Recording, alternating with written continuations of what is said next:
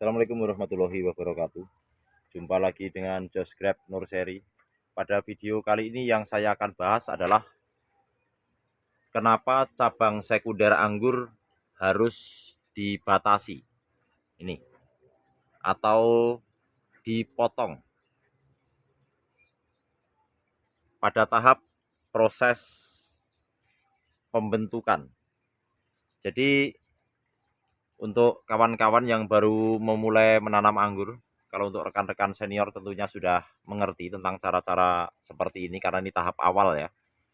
Jadi pertama-tama tanaman anggur yang kita tanam di dalam planter bag. Ini planter bag ya.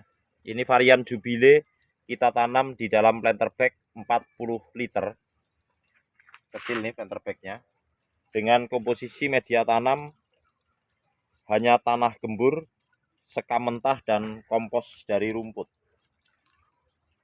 Media tanam yang kita gunakan. Pertama-tama setelah bibit yang kita tanam ini kita tanam ke dalam planter bag, kita kasih ajir, boleh dari bambu, boleh dari aluminium seperti ini, tetapi kali ini saya menggunakan tali. Ini kita tarik ke atas. Fungsinya sebagai pegangan atau rambatan daripada pohon ini, karena anggur adalah sifatnya tanaman perdu yang merambat. Jadi di awal pertumbuhannya, meskipun nanti ketika sudah tua dia akan berkayu, di awal pertumbuhannya dia butuh bantuan rambatan untuk pertumbuhannya, untuk naik ke atas seperti ini. Karena ini sistem rambatan para-para ya. Setelah sampai ke para-para, batang primer ini kita belokkan ke sini. Kemudian mulai dari sini, dari belokan ini, kita merubah sebutannya menjadi cabang sekunder, atau batang primer yang kita belokkan di para-para ini kemudian kita sebut sebagai cabang sekunder tanpa pemangkasan ya. Jadi belokan inilah yang merubah dari primer menjadi sekunder.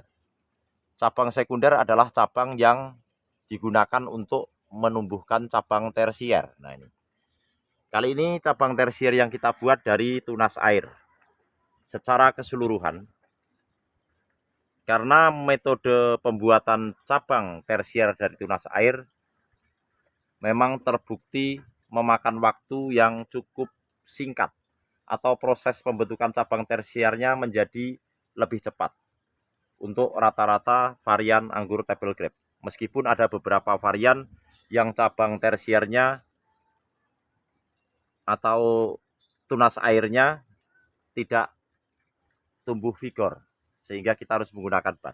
Tapi untuk tanaman-tanaman anggur impor yang dengan cabang tersier yang mudah tumbuh dan vigor seperti ini, kita bisa buat dari tunas air. Ini dari bawah ke atas ini setinggi 2 meter, masuk ke para-para ke sana ya. Dan sampai di para-para ini kita akan hentikan di 2 meter juga.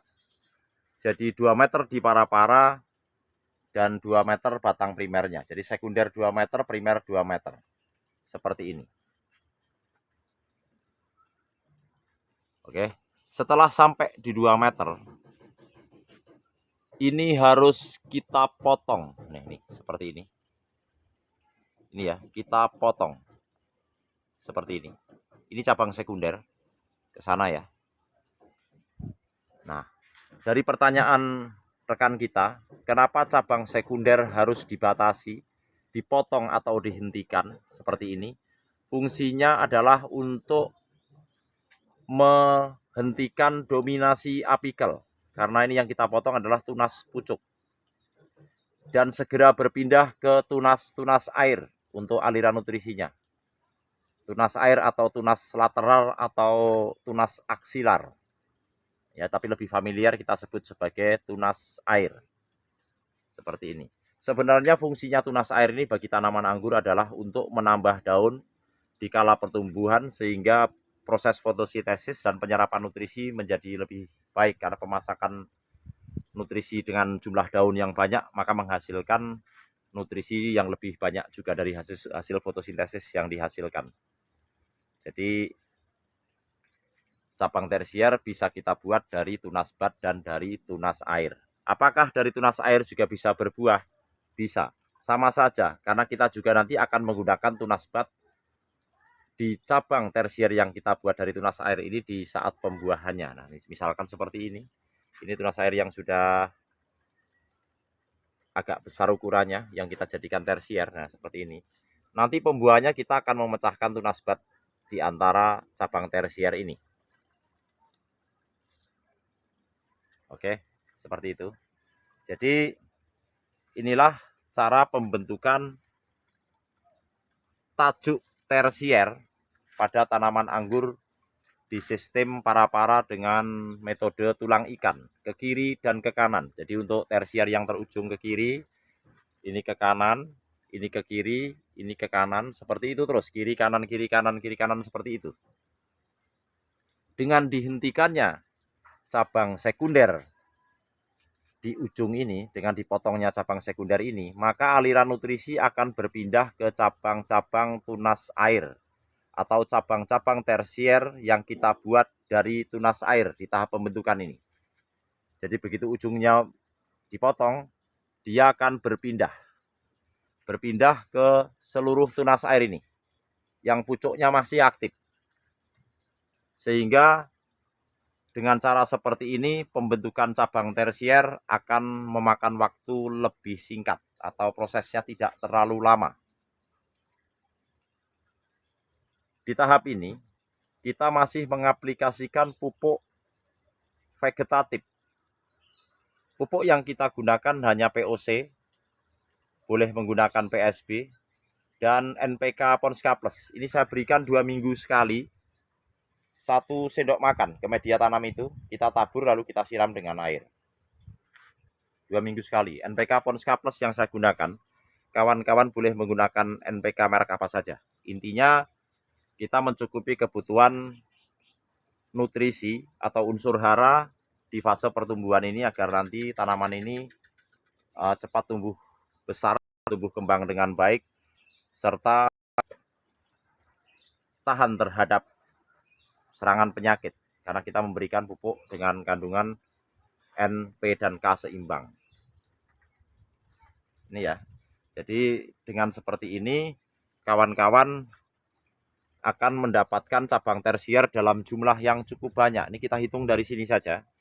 Dengan cabang sekunder sepanjang 2 meter, berapa tersier yang kita hasilkan dari tahap pembentukan ini? 1, 2, 3, 4, 5, 6, 7, 8, 9, 10, 11, 12, 13, 14, 15, 16. 16 cabang tersier.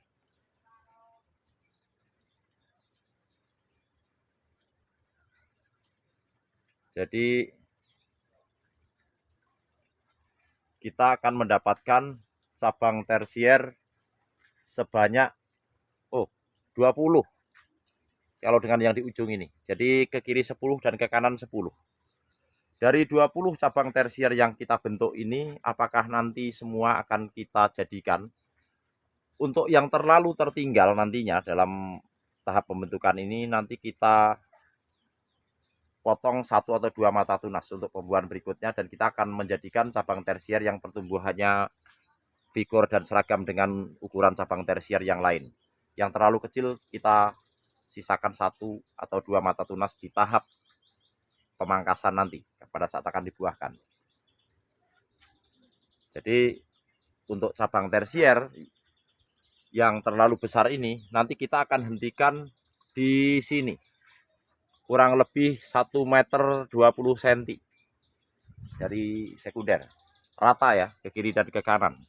Diseragamkan dulu. Setelah tersier seragam, kita masukkan pupuk generatif untuk persiapan pruning pembuahan. Jadi beginilah untuk kawan-kawan yang baru mulai menanam anggur di sistem rambatan para-para, yang kemarin menanyakan bagaimana caranya untuk membentuk cabang tersier yang seragam dan dalam jumlah yang banyak dan prosesnya tidak terlalu lama. Video ini sebagai jawabannya. Oke, pertanyaan kedua, apakah tunas air di batang primer ini boleh dipelihara atau dibuang? Dipelihara boleh dengan Excel brick 1 atau 2 mata tunas, dibuang pun tidak masalah. Dan di pohon ini seluruh cabang tunas air di batang primer sampai ke para-para ini saya buang semuanya. Saya hanya memelihara tunas air yang sudah sampai di para-para ini untuk kemudian kita jadikan sebagai cabang tersier atau cabang produksi ketika nanti akan kita buahkan. Di sinilah kita akan mendapatkan klaster buah di cabang-cabang tersier yang sedang kita buat ini. Ini varian Jubile dengan ukuran beri besar, mirip sekali dengan transfigurasi. Di tahap ini kita harus menjaga kesehatan daun dengan rutin pengaplikasian fungisida dan insektisida untuk menghindari tanaman ini dari serangan jamur dan hama. Jadi dalam video ini menjawab kenapa cabang sekunder harus dibatasi. Ini sudah saya jelaskan tadi, supaya nutrisi berpindah ke cabang tunas air yang untuk kemudian kita jadikan cabang tersier. Karena kalau ini kita teruskan memanjang, dominasi apikelnya cukup tinggi sehingga cabang-cabang tunas air yang ada di depan sana tidak segera membesar karena nutrisi jalan terus ke ujung. Dengan dihentikan ini, nutrisi akan berpindah ke cabang-cabang tunas air ini sehingga cepat membesar. Itu. Lalu pembahasan kedua yaitu tentang cara tercepat pembentukan tajuk anggur. Ini jawabannya. Oke, tidak usah berlama-lama, nanti durasinya terlalu lama juga. Jadi kita ulangi lagi. Ini untuk khusus yang menanam di dalam pot ya. Kalau menanam di grounding pun sebenarnya sama saja, cuma perbedaannya adalah tempat tanamnya. Pupuk yang kita gunakan pun sama seperti yang di sana. Itu yang kita grounding perlakuannya pun sama ya. Dan ini juga berbuah banyak. Ini juga kita tanam di dalam pot. Jadi saya rasa cukup jelas apa yang saya sampaikan. Beginilah pembentukan tajuk dengan cara tercepat di sistem para-para dan pembuatan cabang tersier dalam jumlah yang banyak dengan metode tulang ikan. Untuk yang rekan-rekan pemula, khususnya kalau senior sudah pasti tahu dengan cara ini. Yang belum jelas dengan apa yang saya sampaikan, boleh ditanyakan di kolom komentar. Seperti ini. Anggur Jubile yang kita tanam di dalam pot 40 liter. Sistem rambatan para-para metode tulang ikan. Sekian dulu, semoga video ini bermanfaat dan menginspirasi kawan-kawan semua. Terima kasih. Wassalamualaikum warahmatullahi wabarakatuh.